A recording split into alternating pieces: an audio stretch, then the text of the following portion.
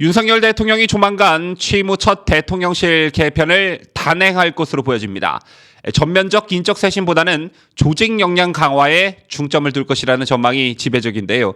저는 윤 대통령의 평소 인사 철학과도 부합하는 측면이 있다는 분석입니다. 윤 대통령은 지지율이 떨어졌다고 손발 맞추던 사람들을 3개월 만에 내치는 것은 평소 소신과 맞지 않는다는 뜻을 주변에 밝혔다고 하지요. 이런 가운데 윤석열 대통령의 지지율이 하락세를 멈추고 반등하기 시작했다는 여론조사들도 속속들이 나오고 있습니다. 자, 이에 여당도 오늘 비대위원 명단을 발표하고 수습 국면으로 들어갔는데 문제는 단 하나, 역시 이준석 리스크입니다. 지난 광복절 연휴 기자회견 직후 오늘까지 라디오 방송 등에 나와 말 같지도 않은 말들을 쏟아내면서 내부 총질을 멈추지 않고 있는 이준석에 대한 해결책은 없는지 논평합니다.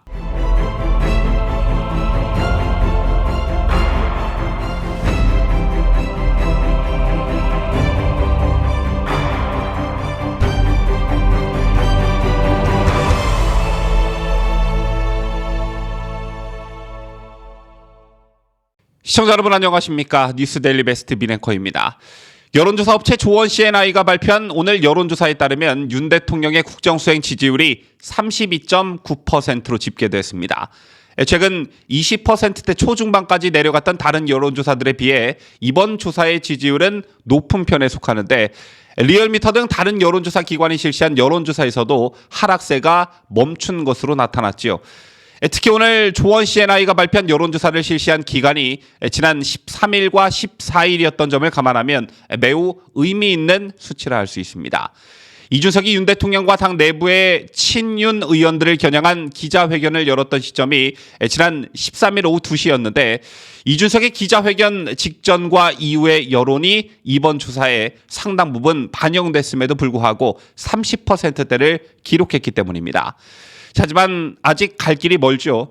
최소한 윤석열 대통령이 대선 당시 얻었던 48.56%에 근접하려면 아직 많이 모자란데 저는 개인적으로 여론조사를 의식하지 말고 인기 없는 대통령이 될지언정 할 일을 하고 나중에 제대로 된 역사적 평가를 받자라는 주장을 하는 사람에 속하지만 여론조사가 국정동력의 한 기준이 되기 때문에 이를 완전히 무시할 수도 없는 노릇입니다. 어쨌든 내일이면 윤석열 대통령 취임 100일이 되는 날입니다. 자, 이에 발맞춰 윤석열 대통령이 조만간 취임 후 첫 대통령실 개편을 단행할 것으로 보여지는데요. 이른바 전면적인 인적 쇄신보다는 조직 역량 강화에 중점을 둘 것이라는 전망이 지배적입니다.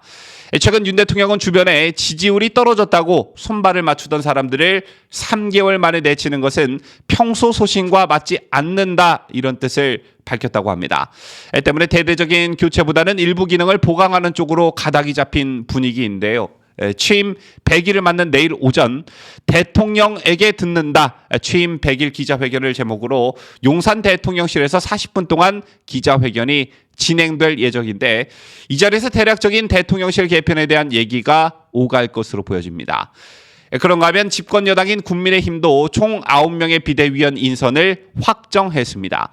조영 비대위원장을 포함해 권성동 원내대표, 성일종 정책위 위원장 등 당연직 비대위원 3명을 제외한 6명의 지명직 비대위원 인선을 마쳤는데요. 지명직 비대위원회는 엄태영 의원, 전주의 의원과 정양석 전 의원이 내정됐습니다. 또 원외 인사 가운데는 윤석열 대통령 측근으로 알려진 주기환 전 광주시장 국민의힘 후보도 포함이 됐습니다. 참고로 주 전 후보는 윤 대통령이 2003년 광주지검에 근무할 때 당시 검찰 수사관으로 일하면서 인연을 맺은 것으로 알려져 있는데 이 밖에도 청년목 비대위원으로는 최재민 강원도의회 의원, 이소희 세종시 의원이 내정됐습니다. 참고로 최재민 도의원은 84년생, 이소희 시 의원은 86년생으로 비대위 내에서 청년층 목소리를 대변하는 역할을 할 것으로 보여집니다. 이처럼 대통령실도 그렇고 집권 여당인 국민의힘도 그렇고 최근 불거진 위기를 극복하기 위한 노력들이 진행 중에 있습니다. 여기에 광복절이었던 어제 광화문에 엄청난 인파들이 모인 광복절 집회가 있었는데요. 정권 교체 이후 좌파들의 대선 불복에 가까운 공격에 의한 윤석열 정부의 위기를 극복하고 이겨내자는 함성들이 광화문 곳곳에 울려 퍼졌습니다. 이처럼 분위기 쇄신을 위한 노력들이 대통령실과 집권여당 그리고 자유우파 국민들이 중심이 돼 많은 노력들을 하고 있지만 발목을 잡고 있는 것이 하나가 있지요. 바로 이준석 문제입니다.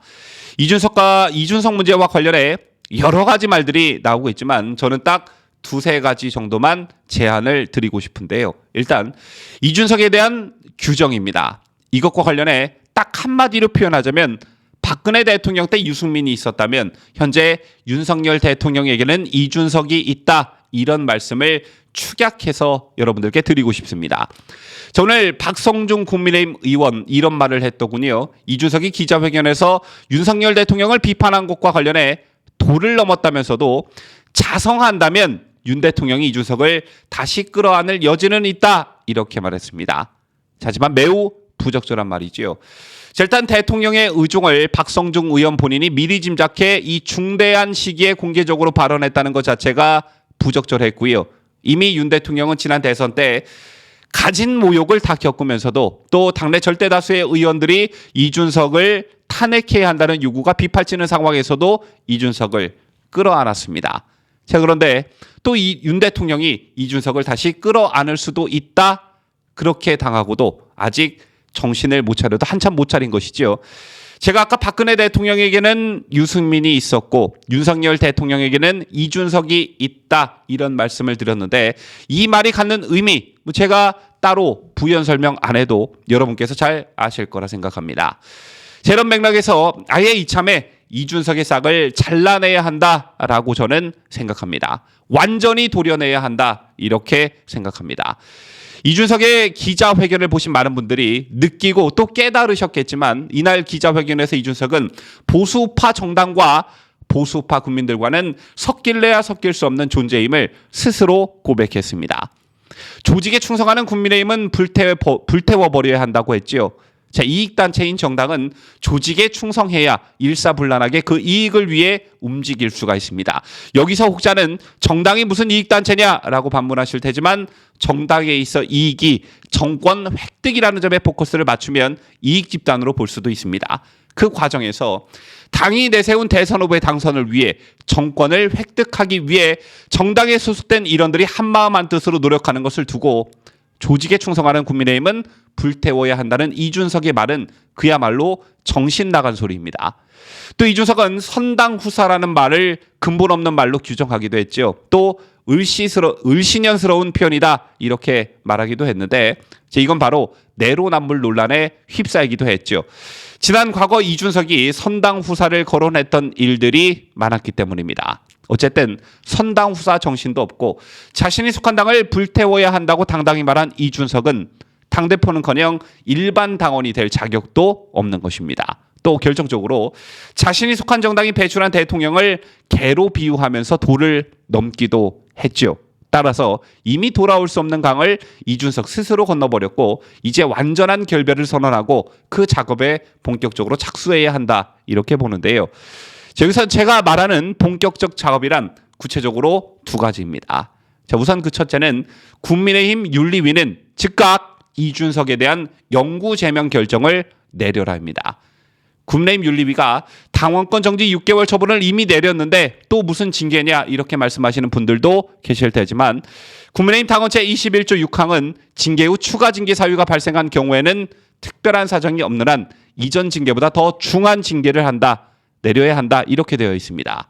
또한 국민의힘 당규 윤리규정 제20조에는 당에 극히 유해한 행위를 하였을 때 당의 발전에 지장을 초래하거나 그 행위의 결과로 민심을 이탈케 하였을 때 또한 정당한 이유 없이 당명에 불복하고 당의 위신을 훼손하였을 때 징계 사유로 삼을 수 있다 이렇게 되어 있습니다. 자, 그렇다면 이준석이 품위 유지 위반으로 받은 당원권 정지 6개월 말고 추가 징계를 할 수 있다는 말이 되지요.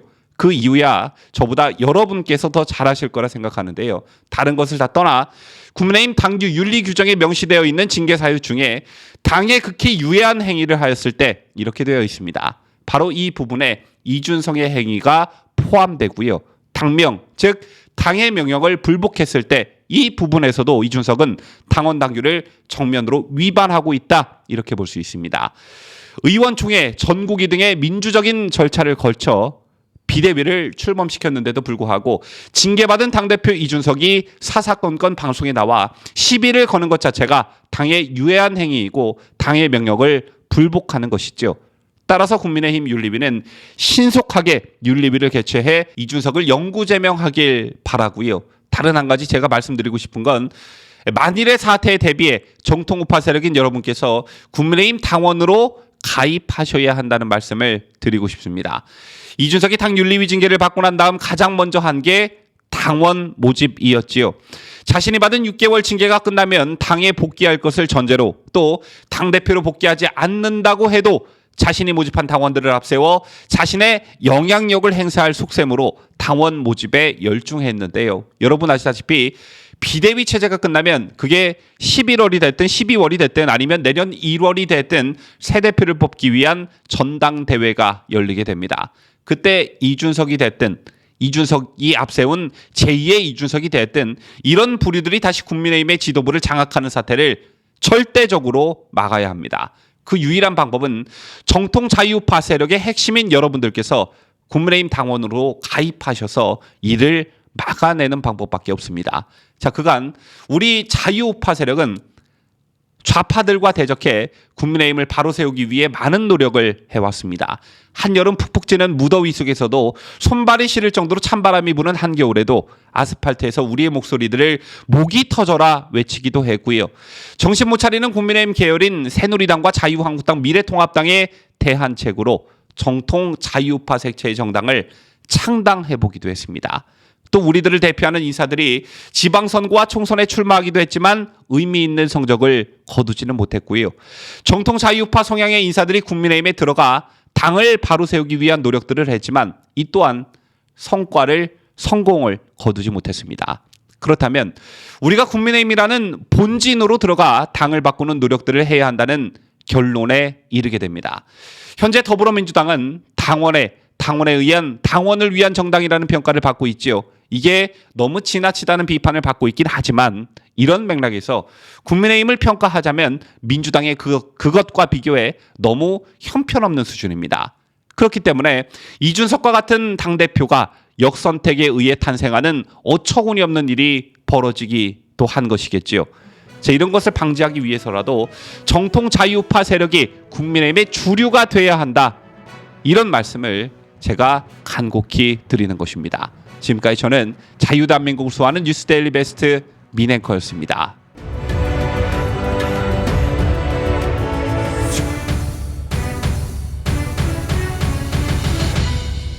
함께해요. 뉴스데일리 베스트.